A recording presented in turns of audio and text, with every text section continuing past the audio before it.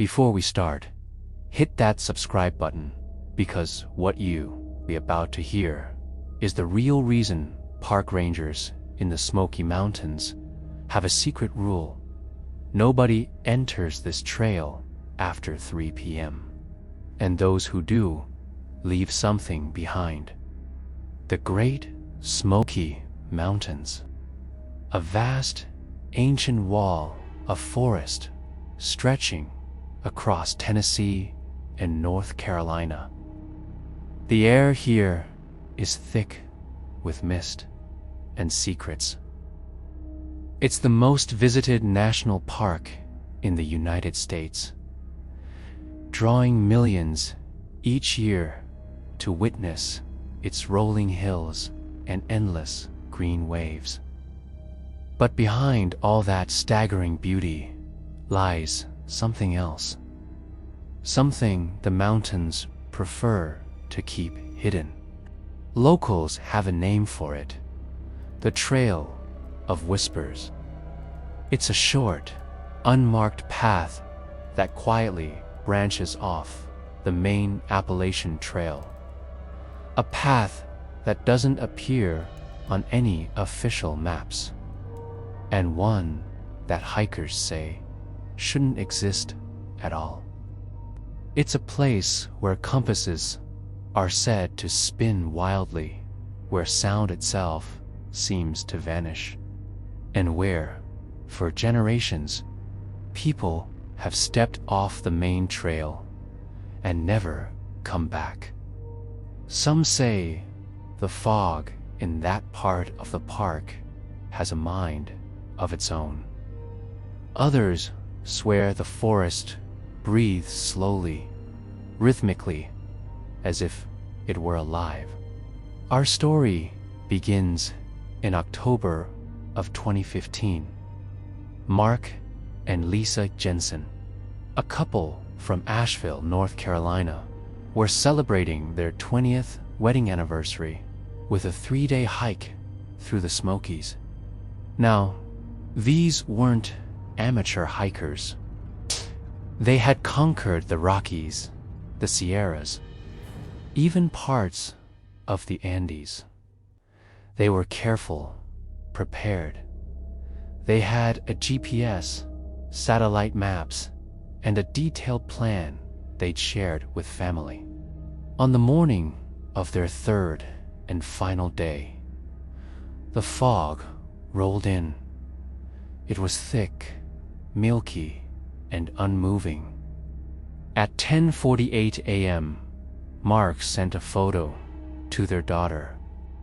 The caption read, "Just a quick side trip." The fog is incredible. The photo shows a narrow, twisting path disappearing into a solid wall of white. The trees just ahead are nothing more than dark, skeletal silhouettes. It's the last image anyone would ever see of them. Just 27 minutes later, at 11:15 a.m., Lisa's phone dialed 911. The call lasted exactly 3 seconds. The only sound recorded was a low, rumbling hum. It wasn't the wind. It wasn't thunder. It was deep, almost alive. Then the recording captured a sharp, distinct snap, and then silence. Search and rescue teams were dispatched within an hour. But by then, the fog had thickened into something that felt unnatural. Helicopters couldn't see through it. Thermal imaging showed nothing. Even the most experienced rangers described it as trying to push through a solid wall.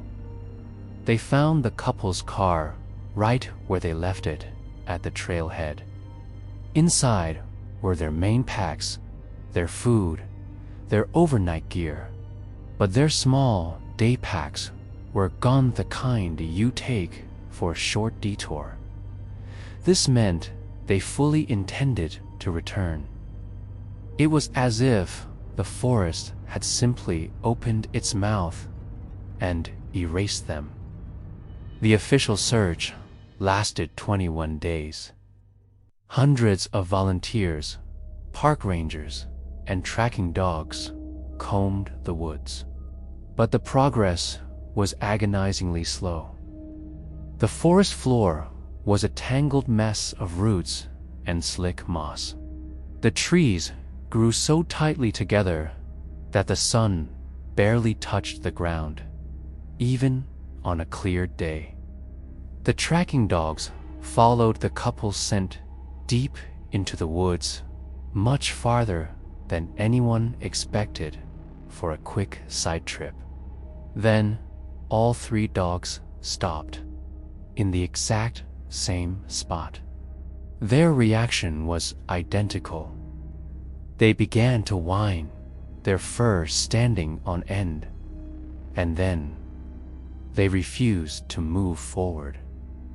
They were terrified.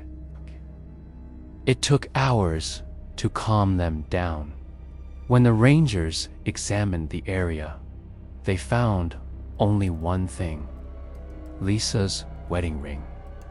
It was sitting perfectly centered on a mossy rock, gleaming as if it had just been polished. Despite the damp fog, there was no dirt on it, no blood, just clean, as if someone had gently and deliberately placed it there. The official report eventually concluded the cause was an animal encounter. But Sheriff Henry Colson, a man who had lived his entire life in the shadow of the park, wasn't convinced. He told local reporters something chilling. The Smokies don't take people one at a time. They take them in pairs, and they always leave something behind. When a reporter pressed him on what he meant, he just shook his head and said, "Ask the families from 82 or 97. They'll tell you." After that, he refused to comment further, and what they found was deeply unsettling. Those cases: a newlywed couple in 1980, two vanished near the same ridge under the same mysterious fog. Two brothers in 1997, same area, same conditions, and in each and every case, a single personal item was left behind: a watch, a single shoe, a ring. Locals began whispering about an old legend, calling it the Smoky Mountain Mimic. It's a story of something that hunts with terrifying patience and deception, something that hides in the fog, waiting.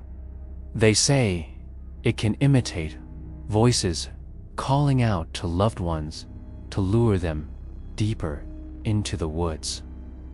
Sometimes it mimics laughter, other times desperate cries for help. Hikers have even reported hearing their own voices echoing from just behind them, and when they spin around, there's nothing there. Old Cherokee stories speak of a forest spirit, a Sisgili, a mimic that can take the shape or sound of what you fear the most. Some elders believe that the Trail of Whispers sits on sacred ground, a place once used for ancient rituals of banishment. They say that's why the fog never truly leaves that spot. It's not weather, it's a memory clinging to the land. Mark and Lisa Jensen's case was eventually closed, officially labeled unrecoverable. But every year, a few curious or foolish hikers still try to find that trail. Most returned quickly, shaken and unnerved. A few come back, saying they heard whispering, soft like voices speaking underwater. And every once in a while, a new report appears. Someone missing, last seen, near the same coordinates. And each time, the fog rolls in, again like clockwork. So what really happened to the Jensens on that trail? Why did they leave their main packs behind?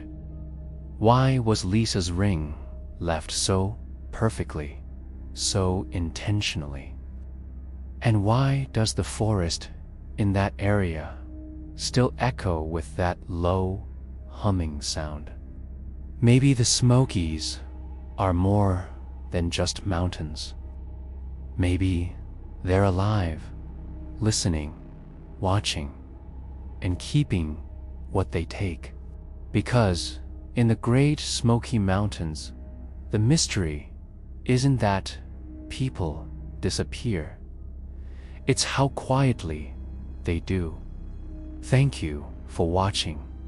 If you found this story as haunting as I did, hit that like button and subscribe for more mysteries.